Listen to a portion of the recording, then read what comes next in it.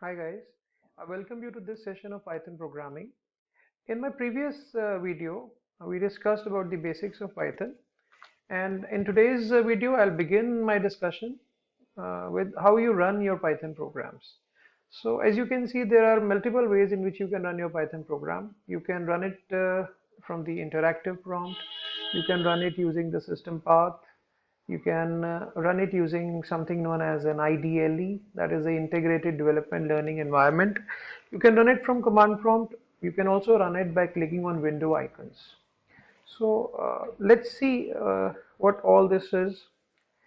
For this Python to work, this Python should be installed on your system.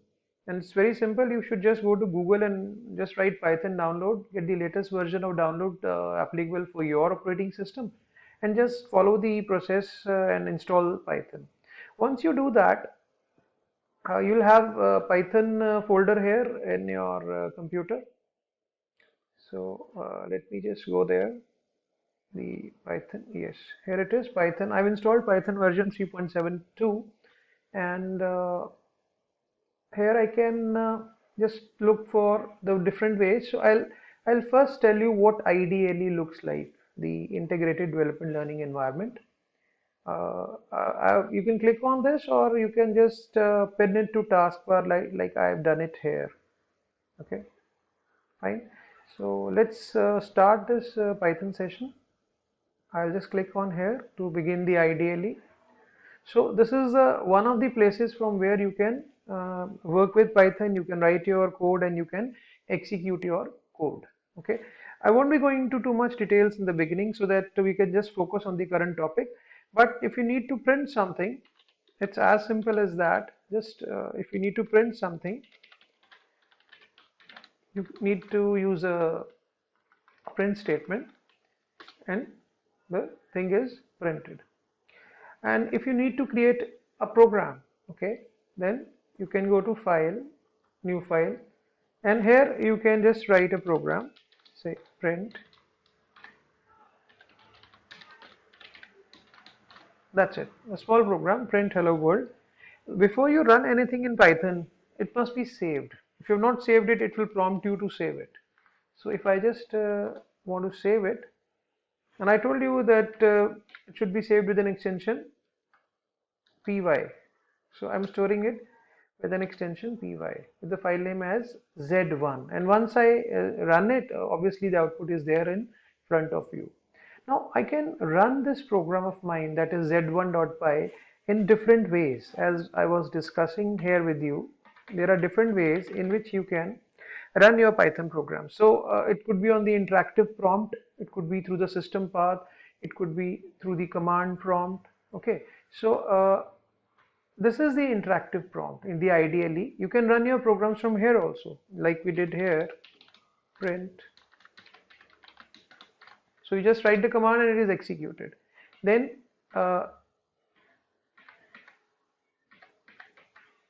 through this IDLE, you can write your own program and you can execute it.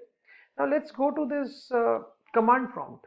Okay, so let me just start the command prompt by writing CMD out here.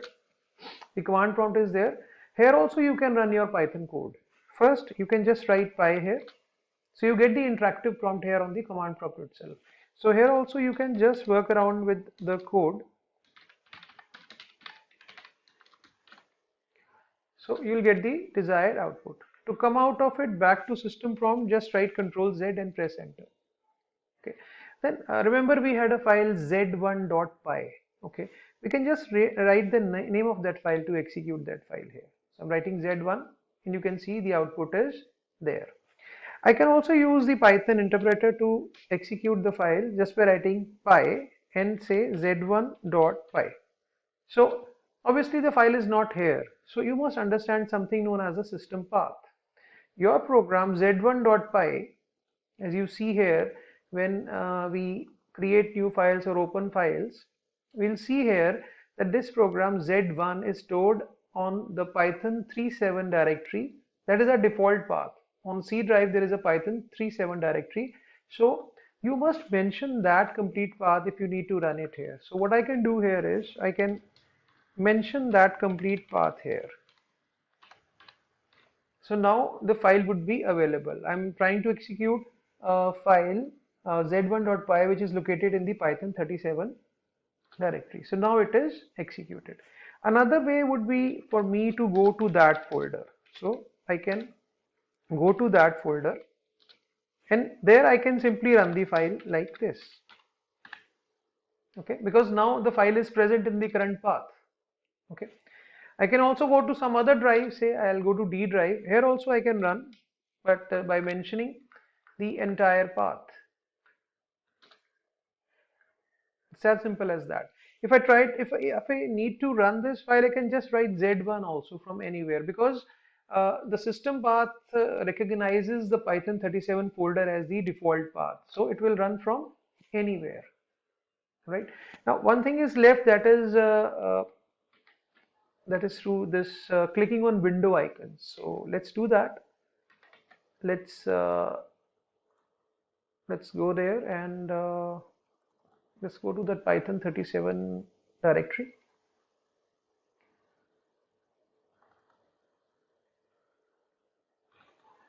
And obviously the file Z1 is there. I'm going to double click on it to run this. So if you can just double click on the window icon, you can also run your code.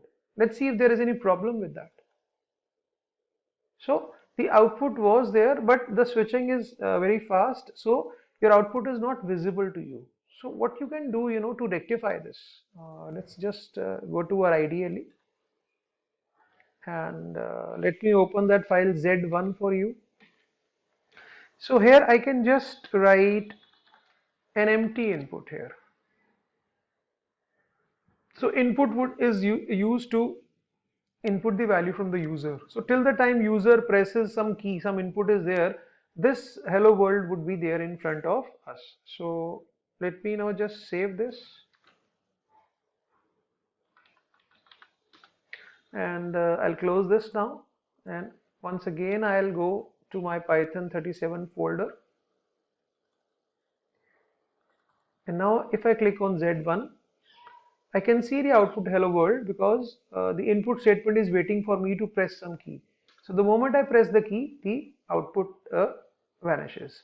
So that is how you can run your Python code.